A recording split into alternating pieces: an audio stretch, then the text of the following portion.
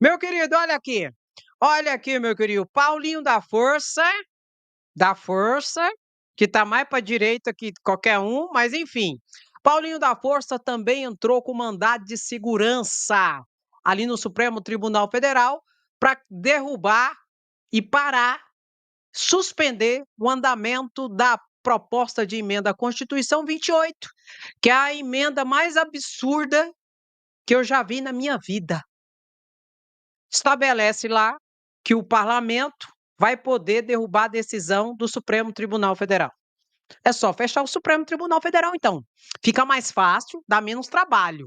Não precisa nem analisar a decisão do Supremo Tribunal Federal, é só fechar. Se o Congresso Nacional, segundo essa PEC, vai ter o poder de derrubar a decisão do Supremo Tribunal Federal, é mais fácil fechar o Supremo Tribunal Federal porque vai dar menos trabalho. O tanto que é inconstitucional essa PEC. Aí o Paulinho da Força, do Solidariedade, entrou com mandado de segurança para quê? Para que o Supremo suspenda a tramitação do projeto de emenda à Constituição por ser absolutamente inconstitucional. E o Supremo pode fazer isso? Pode. Aí o que aconteceu? Caiu no colo de quem? Primeira situação, antes de explicar, que caiu no colo aqui, ó, do Nunes Marques. E tá usando uma estratégia aí que eu vou te explicar. Antes, a gente tem que falar isso aqui, ó. Olha aqui. Quem que é esse aqui? O Patifaria. Tudo só foi aprovado na CCJ semana passada, dia 9, porque Arthur Lira deixou ser aprovado. Arthur Lira, presidente da Câmara de Deputados Federais, colocou na mesa da Comissão de Constituição e Justiça para ser analisado. Se não, nem tinha sido analisado.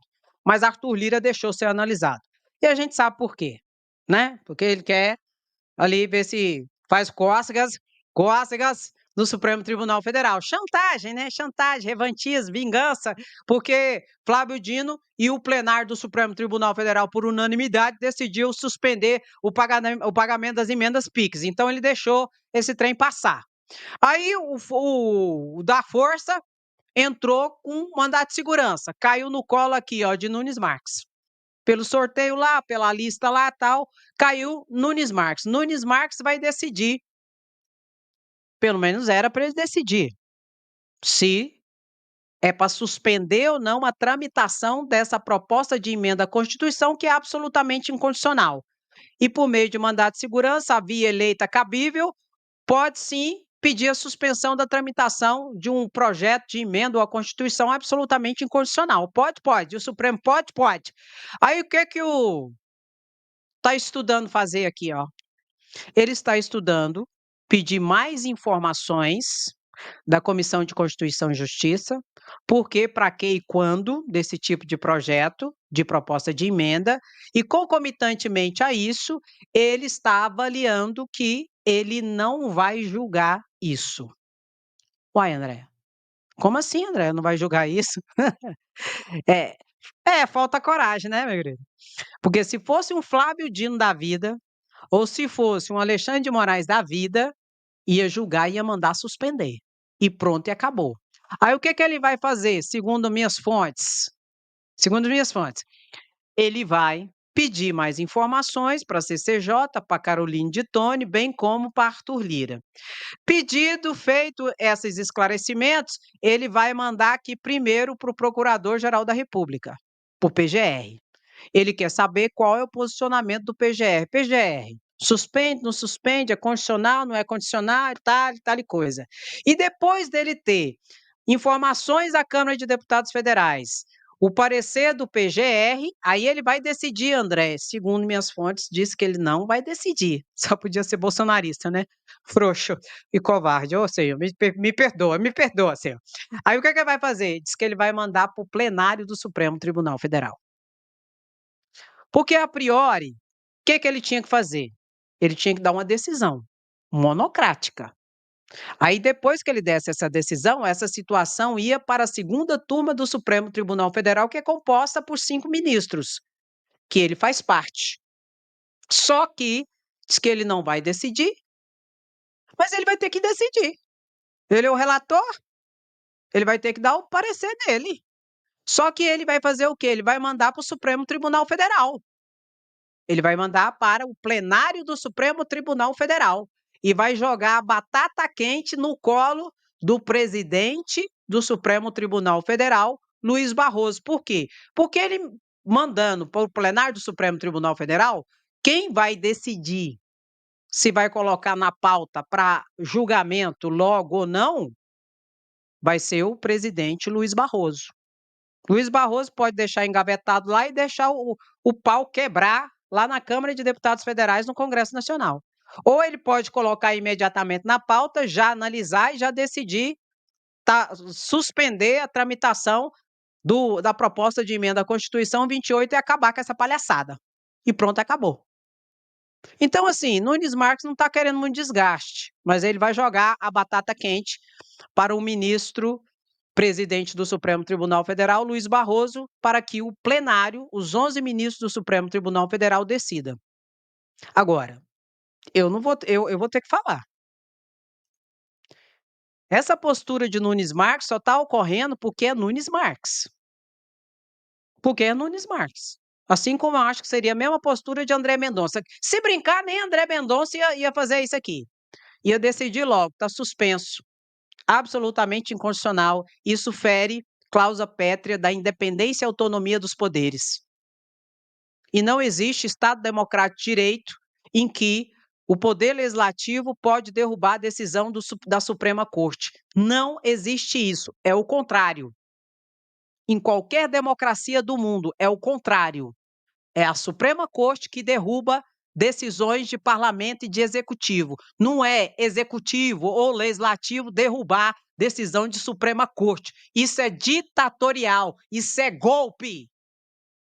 E é golpe que eles estão tentando fazer no Supremo Tribunal Federal. Tudo por quê, André? Porque estão com dor de cotovelos. Por quê? De um lado, Flávio Dino foi para cima de Arthur Lira com as emendas secretas e mandou suspender o pagamento. Decisão essa de Flávio Dino que foi confirmada pelo plenário do Supremo Tribunal Federal por unanimidade. Os 11 ministros concordaram com Flávio Dino, tamanha a sem-vergonhice, tamanha a situação absolutamente inconstitucional que estava acontecendo no Congresso Nacional com a liberação de bilhões de reais de dinheiro para deputado e senador, onde não se sabe para onde foi e com que foi gasto o dinheiro. É dinheiro público. Eu não estou falando do seu salário. O seu salário você faz o que você quiser. Ou o que a sua mulher deixar. Então, não é salário, não é dinheiro privado, onde você faz o que você quiser com o seu dinheiro. É dinheiro público. Tem que ter finalidade, tem que ter prestação de contas, e não tem. Aí Flávio Dino suspendeu. De um lado tem essa situação, e Arthur Lira está querendo um pouquinho de vingança, revanche, ou então vai ver se o Supremo recua para fazer um acordão e liberar o pagamento das emendas. Do outro lado tem Alexandre de Moraes, que está indo para cima dos golpistas, que não vai passar pano e não vai deixar ocorrer anistia e que vai botar Bolsonaro e sua organização criminosa na cadeia. Então eles estão fazendo isso também para chantagear, para ver se consegue um acordão ou intimidar o Supremo Tribunal Federal. Não se engane. Não se engane, que essa patifaria aí que engana gado. Ai, porque é a ditadura comunista do Supremo Tribunal Federal. Ai, que não sei o quê. Não obstante, eu tenho que dizer, o Supremo Tribunal Federal também não é santo, não. O Supremo Tribunal Federal hoje está sendo vítima do crocodilo que o Supremo alimentou com o golpe da Dilma e com o golpe de Lula, em que eles deixaram e até concorreram para que isso ocorresse. Aqueles mesmos lá, ó, aqueles mesmos crocodilos lá que foram alimentados, e hoje é um crocodilo grande, tá com a boca aberta, tá doido para pegar o Supremo agora. Por quê? Passou pano e ajudou. E alimentou o crocodilo, agora o crocodilo está a fim de devorá-lo. É isso também, não tem também, não, tem meia culpa que tem que ser analisado, tem que ser feita uma autocrítica. Então, meu querido, não se engane, viu, com essa situação aqui. Aproveita a situação aí. Você tá aí? Você tá aí? Ops! Você tá aí ou você não tá? Pelo amor de Deus, você tá aí? Então escreve assim: "Fora Lira, vai se lascar. Fora Lira, vai se lascar. Bota, bota, bota e toca, toca, toca". Toca o gadinho, André? Não. O gadinho você deixa. Fala pro gadinho, senta e aprende e para de encher o saco. Perdeu, mané. Supera que melhora. Ai, ô meu pai! Enquanto enquanto isso, é o racha na direita, na extrema direita, né, e agora tem um racha entre os evangélicos.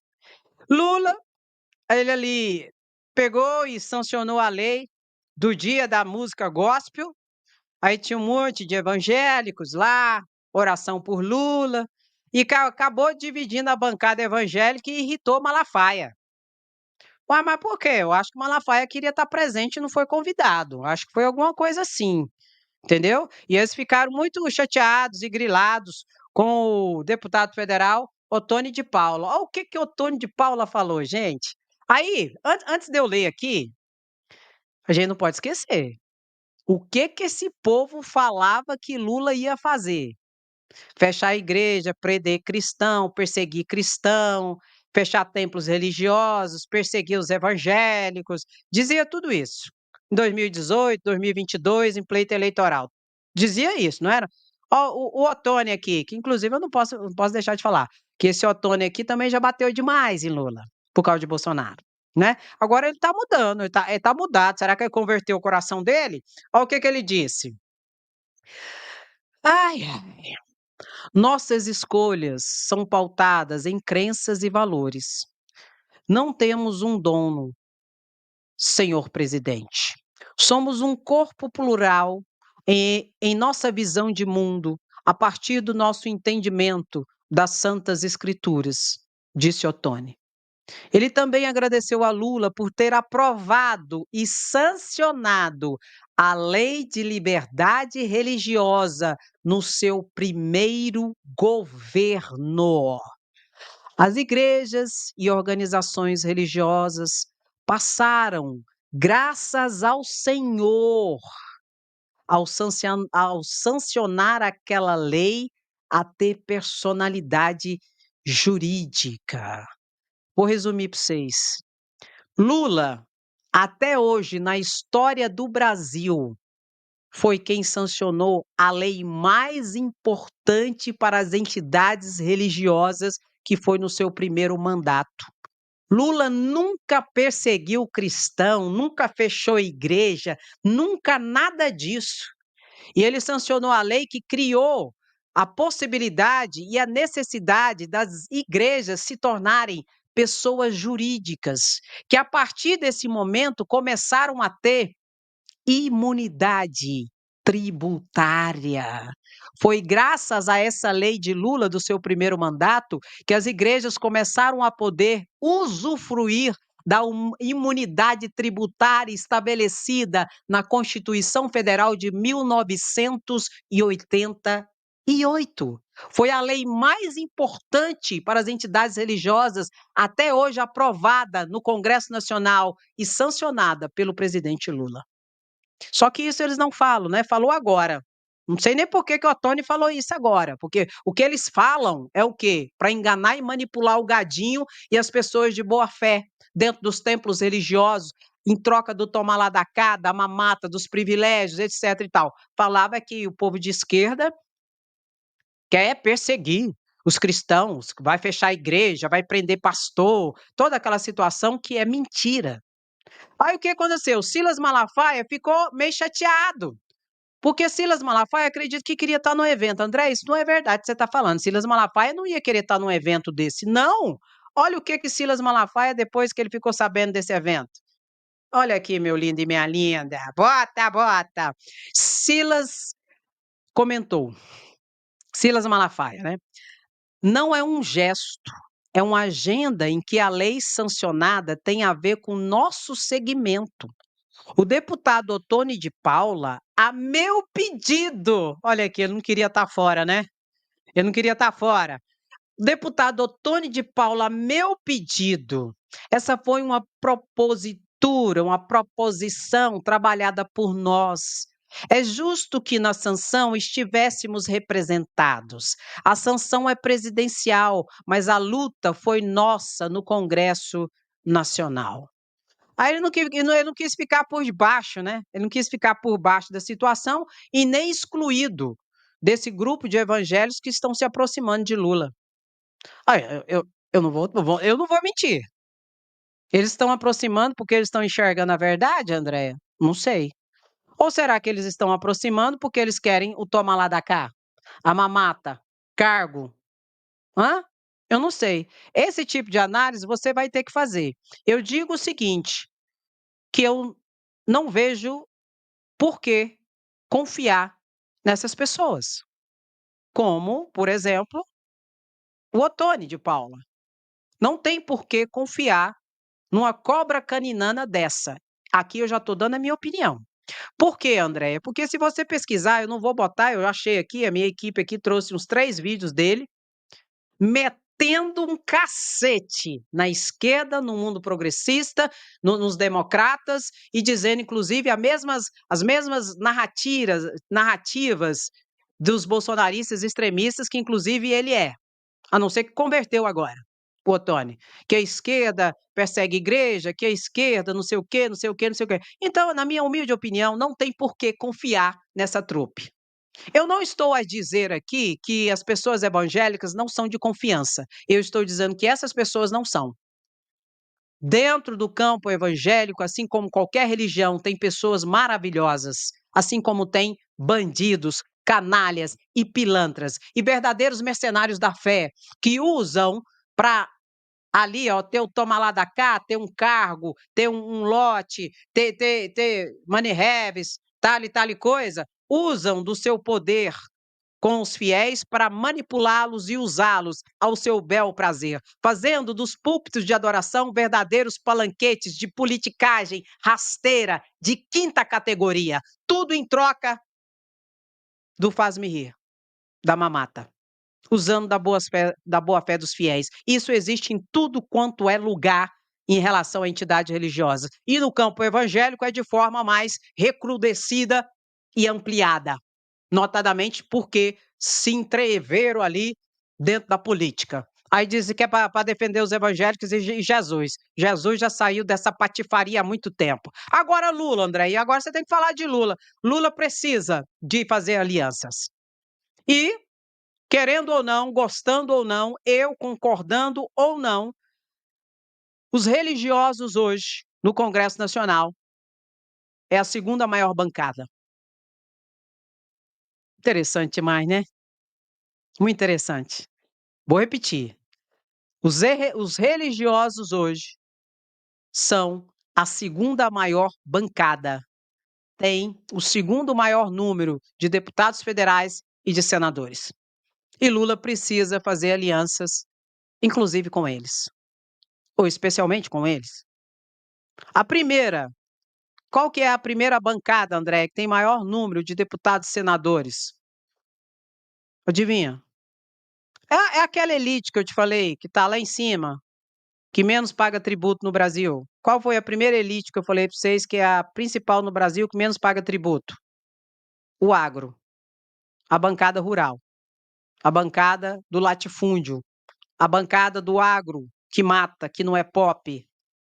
É a que não paga tributo praticamente no Brasil. Tem a maior bancada dentro do Congresso Nacional. A segunda maior bancada é dos evangélicos, que a maioria não faz parte da elite, já te expliquei. Não obstante, hoje a gente tem líderes religiosos que fazem parte da elite. Tem até jatinho particular, né, Silas? Anda com relógio de R$ 100.000, anda com a camisa de R$ 10.000 e acha que é bonito ainda, né? Fazem parte da elite. Mas a maioria não faz parte da elite. A maioria é ralé, é massa e usado de manobra. Mas é um grupo que menos paga tributo no país, que são as entidades religiosas. Por quê? Porque é usada como massa de manobra para manipular as massas. E essa estrutura de classes, do elite, que domina e faz de idiota a classe média, que elabora os discursos de manipulação das massas, precisa de toda essa estruturação que é reverberada através de leis que coloca as regras e que a gente tem que se submeter. Inclusive, Lula está se submetendo a isso. E não tem outro caminho, André? Não tem. E esse é só o início, viu? Você quer que eu fale mais ou tá bom pra você? Se você falar: "Não, tá bom, até eu não quero notícia ruim mais não". Aí eu paro, mas se você quiser mais eu falo. Você quer mais um pouquinho? Então eu vou falar mais um pouquinho pra você. Ano que vem, Lula vai ter que se juntar mais com o Centrão. Vai ter que compor mais gente do Centrão no seu governo, para tentar anular a direita e a extrema-direita com o seu candidato em 2026. Vai ter que fazer isso? Vai ter que fazer. Graças a quê, André? Graças a essa estrutura de manipulação e graças ao resultado das eleições agora, do primeiro turno e daqui a pouco do segundo turno agora para prefeituras e para vereança nos municípios, em que o Centrão foi o grande vitorioso. E a democracia, você não gostou? Pois é, mas a democracia é isso, é o povo que decide, o povo está decidindo.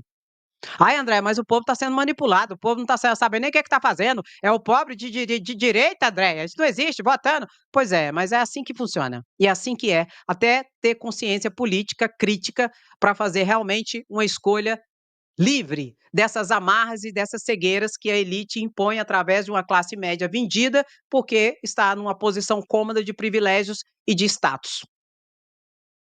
Entendeu, meu querido? E não adianta chiar. Lula vai ter que se sucumbir a isso graças a esse resultado dessas eleições.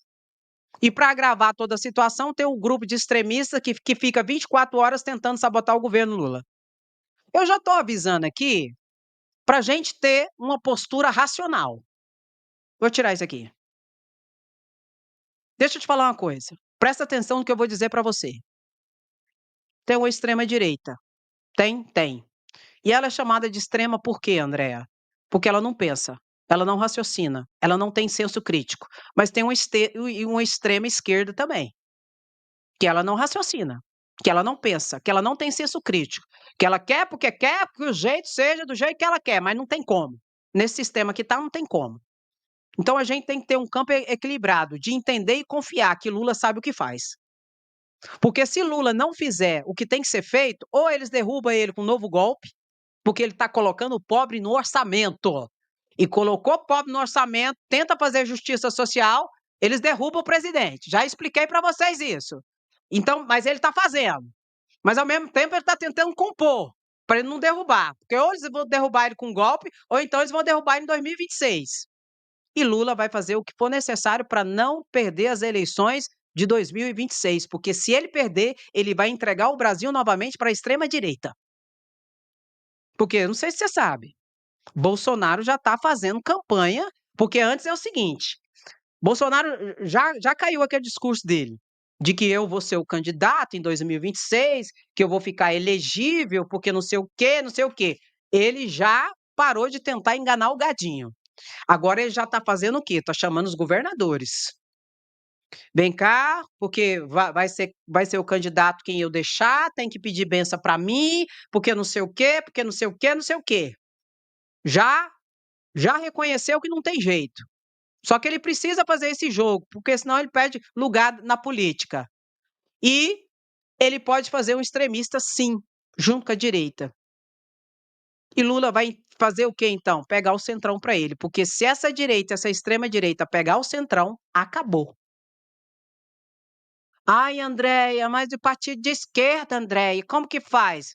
Ou faz de jeito, ou o Brasil volta para a mão dessa organização criminosa, que ficou durante 4 anos aí no governo Bolsonaro. Qual que é a minha perspectiva e minha esperança? Lula sabe o que faz. E eu não vou para extremos. Eu tô com Lula. Eu não vou para extremos, eu vou com Lula. Até porque nós não temos saída. Tem saída? Me fala qual que é a saída. Hã? Um. Um que poderia ser uma terceira via. Quem? Ciro Gomes. Ciro Gomes já se lascou. Ciro Gomes já está apoiando, é bolsonarista por aí. Não tem. Não tem. Então a minha esperança é essa. Lula sabe o que faz. E ele vai fazer o que tem que ser feito para não entregar o Brasil para a extrema-direita novamente. Enquanto isso, ele tenta fazer justiça social. Porque ele está tentando fazer e faz ainda. Os outros não fazem nada, só que é para eles. Lula ainda tenta distribuir um pouco do orçamento para o pobre coitado, lascado, usado e manipulado muitas vezes, descartado por outros governos, tipo Bolsonaro. Entendeu, meu querido? Então Lula sabe o que faz. Inclusive, Lula esteve agora no evento em relação ao dia da cerimônia pelo Dia Mundial do Alimento. E eu quero colocar a fala dele aqui, que foi muito boa. Aumenta o som, DJ, e veja aqui. É que nós, no G20, lançamos uma coisa nova, que é a Aliança Global contra a Fome, a Pobreza e a Miséria. É um desafio ao mundo, porque não existe explicação com o avanço tecnológico, com o avanço da genética. A gente é capaz de produzir muito mais alimento do que a gente consome. Nós sabemos a quantidade de alimento que se perde entre a produção e o consumo. Nós sabemos a quantidade de alimento que sobra nos restaurantes por esse país afora, nas empresas. E ainda assim, a gente fica estarrecido com o número de que 733 milhões de seres humanos vão dormir toda noite sem ter o que comer. É uma coisa inexplicável. Então, a gente pode dizer que existe seca, a gente pode dizer que existe excesso de chuva, a gente pode dizer tudo o que nós quisermos. Mas a verdade é que a única explicação para a existência da fome é uma coisa chamada irresponsabilidade de quem governa os países, de quem governa os estados. Porque é preciso que o Estado tenha a capacidade de priorizar para quem que ele quer governar. Nós temos que fazer escolhas. A arte de governar, meu querido Sheik, o grande jogador do meu Corinthians, que marcou 2 gols contra o Boca Júnior e levou já até a Libertadores. Eu quero dizer que um governante, a diferença do governo e do cientista, a diferença de um governo e de um pesquisador é que o pesquisador, ele pesquisa, ele vai comunicar o que ele encontrou. Ele não tem como inventar. Mas o governo não. O governo, quando ele assume, ele tem que definir para quem que ele governar. O governo tem que governar para todos. São 213 milhões de habitantes. Mas eu peguei um número aqui, só para lembrar vocês do país que a gente governa. De 213 milhões de habitantes, nós temos 81 milhões de habitantes que ganham no máximo até 3 salários mínimos. Nós temos mais 10 milhões e 600 mil habitantes que ganham de 3 a 5 salários mínimos. Nós temos de 5,4 milhões que ganham até 10 salários mínimos. Ou seja, esse é o máximo que a gente está medindo, não avançamos mais, para mostrar para vocês que não existe outra alternativa para alguém que queira governar um país do tamanho do Brasil, senão a gente ter preferência na hora de utilizar o dinheiro. Qual é o problema que nós enfrentamos? É um problema que repercute na manchete dos jornais, repercute nos editoriais dos jornais, repercute no chamado mercado, é que toda vez que a gente está cuidando de fazer política social, é tratado como gasto. Toda vez.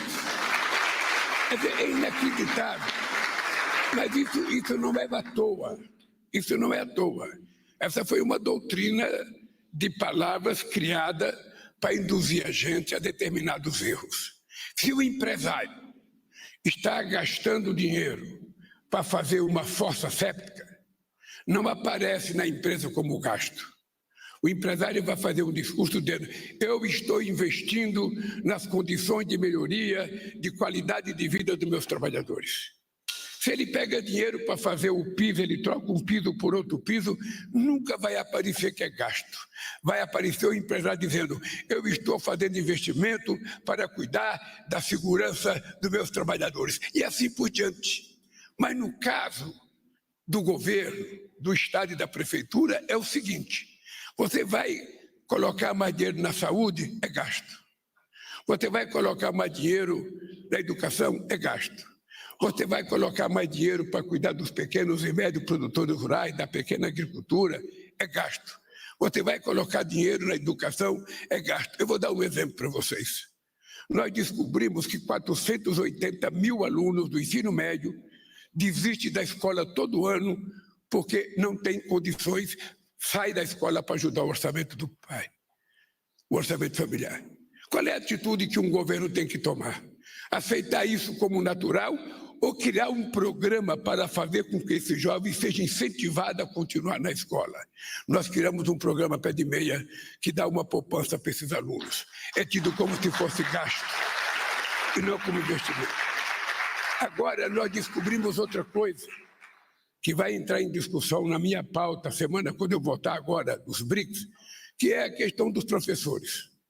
Ontem foi dia dos professores. Eu lembro que quando nós aprovamos o piso salarial dos professores, muitos governadores não quiseram pagar porque dizem que não tinha dinheiro. E olha que é um salário merreca para alguém que toma conta de 40 crianças dentro de uma sala de aula ou de 50. Se uma mãe ou um pai acha muito tomar conta de 2 filhos, de 3 filhos, de 1 filho, imagina uma professora tomar conta de 40, de 50 crianças na sala de aula.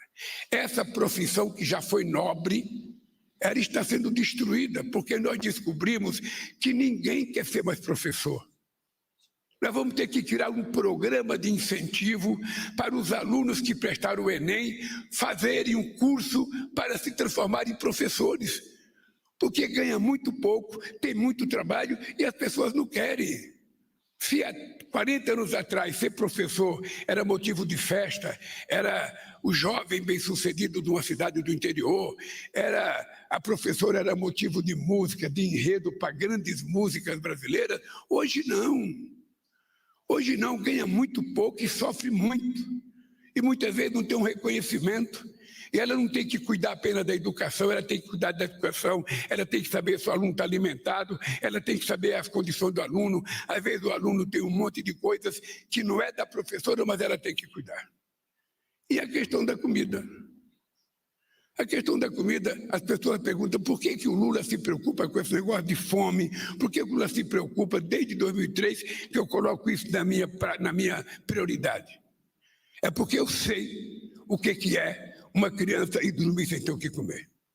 Eu sei o que é um jovem adolescente e dormir sem ter o que comer.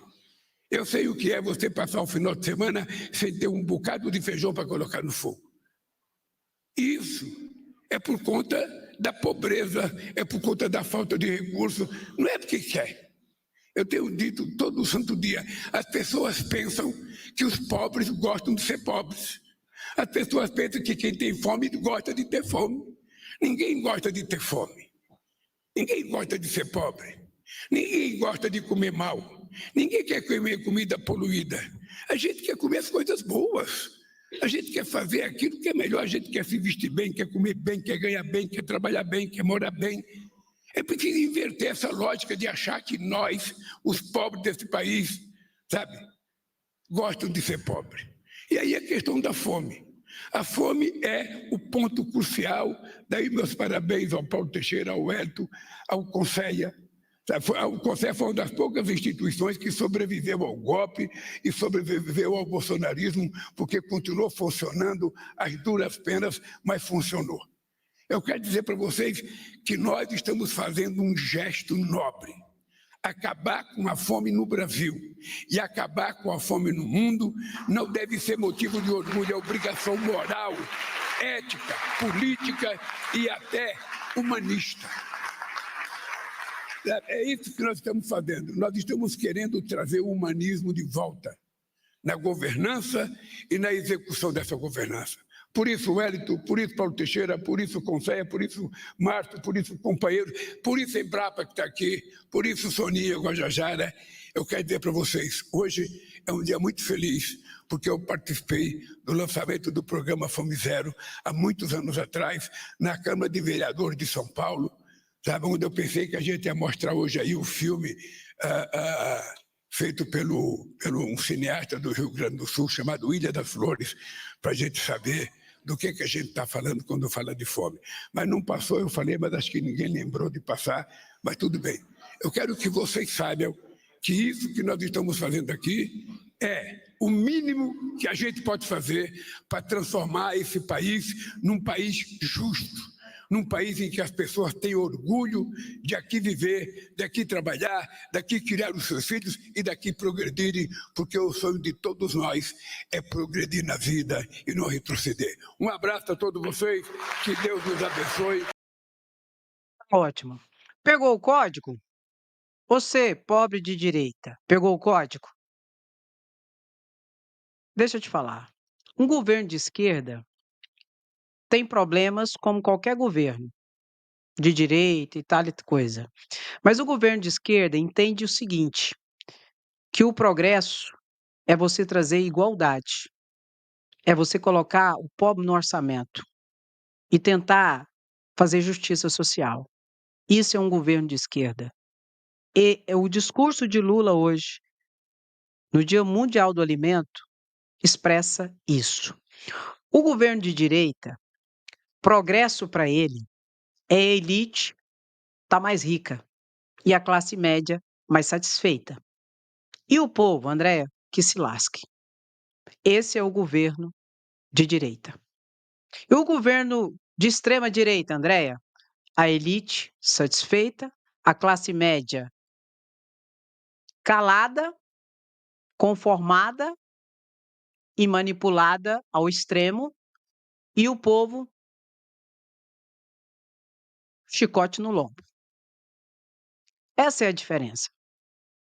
E não adianta que hoje nosso Brasil, ele é estruturado, como Lula disse, para o pobre se conformar que é pobre. Para o pobre se conformar, o dia que tem comida tá bom, o dia que não tem comida também tá bom. O pobre achar que tá bom do jeito que tá. Porque se ele conseguir, a elite conseguir imbuir isso no coração e na cabeça do pobre, através de narrativas muito bem elaboradas, né? Pela classe média, que é a classe pensante, que é a detentora do conhecimento, do capital cultural, do capital de conhecimento, que ocupa uma zona muito confortável de privilégios e status, se conseguir imbuir isso na cabeça do pobre, eles não serão incomodados. Agora, se o pobre parar e falar, não, isso não é justo, eu mereço e eu posso, o pobre vai atrás. E não para de estudar e vai atrás e com muita dificuldade consegue alcançar, principalmente a partir dos governos Lula e Dilma, com cotas, com bolsas de estudo, com financiamento do FIES, eles conseguem galgar e alcançar os espaços da classe média e da elite. E a elite não gosta de ver pobre, negro e mestiço nos mesmos ambientes que eles. Eu estou falando de forma estrutural, não estou falando de pessoas, estou falando de estrutura. Não gostam. E aqui a gente lembra algumas falas, como por exemplo de Paulo Guedes, que se incomodou e achou um absurdo empregada doméstica estar indo para o aeroporto pegar avião da classe média e da elite para ir para a Disney. Isso é um absurdo. E isso é um absurdo na cabeça deles. Não gostam de ver você também nas universidades, nas faculdades, que é o ambiente deles. Então, se você consegue sair desse ambiente de conformismo, você passa a ter uma postura crítica e você avança na vida com muita dificuldade. Eu sei o que é isso. Com muita dificuldade. Mas o que eles querem? Eles querem o pobre preso no, no hoje e no agora. Se eu vou ter o que comer hoje ou não. Porque assim ele não pensa o futuro. E quem não pensa o futuro, não tem futuro. Mas por que eles querem isso, Andréia? Para o pobre fazer o serviço pesado que eles não querem fazer. Aí eles animalizam o pobre, porque eles querem os músculos do pobre para fazer aquele serviço que eles não querem fazer. E produzir a riqueza, que não fica com o pobre, fica com eles. Aí o pobre, quando mais precisar, na aposentadoria e pensão, vai se lascar, porque vai descobrir que Bolsonaro fez a reforma da Previdência em 2019, que lascou com o pobre, com a viúva e com todo mundo. Pegou o código? Por isso que eu digo, na minha opinião, essa é a minha opinião. Eu acredito que Lula sabe o que faz. E eu tenho certeza que uma das prioridades de Lula hoje é não entregar o Brasil para a direita e para a extrema direita. E ele vai ter que fazer algumas situações que ele não faria se não fosse necessário. Por isso coloque aí, Lula sabe o que faz e nós temos que nos preparar para isso. Porque Lula vai precisar do apoio de todos nós, democratas e de esquerda, entendedores dessa configuração, imposta inclusive pela própria democracia, que é o resultado do pleito eleitoral agora em que o Centrão foi o grande vencedor. Entende? E para piorar toda a situação dentro dessa dinâmica de classes, a elite tem a mídia corporativa na mão. Se eles não são os donos, eles pagam para veicular aquilo que eles querem. O que torna a massa do povo mais sugestionada, conduzida, quiçá manipulada. Então a gente precisa ter muito cuidado. É um jogo de interesses e de poder.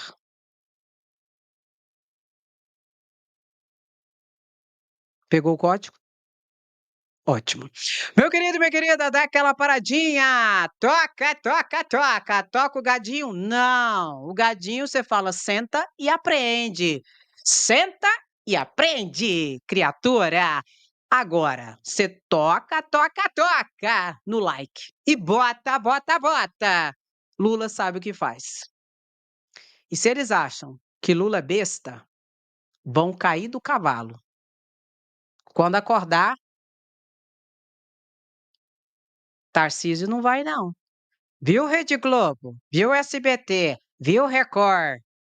Não vai derrubar Lula, não. Lula vai ser tetra. Meu querido e minha querida, dá aquela paradinha, curte a live, comenta. Sem anistia, queremos justiça, somos resistência. Lira, fora! Lula sabe o que faz. Por quê, André? Porque quem gosta fica, curte, comenta e compartilha. Quem não gosta vai se lascar. E não se preocupe, não se preocupe. Beijo no seu coração. Até a próxima live. Se cuida. Tchau, tchau.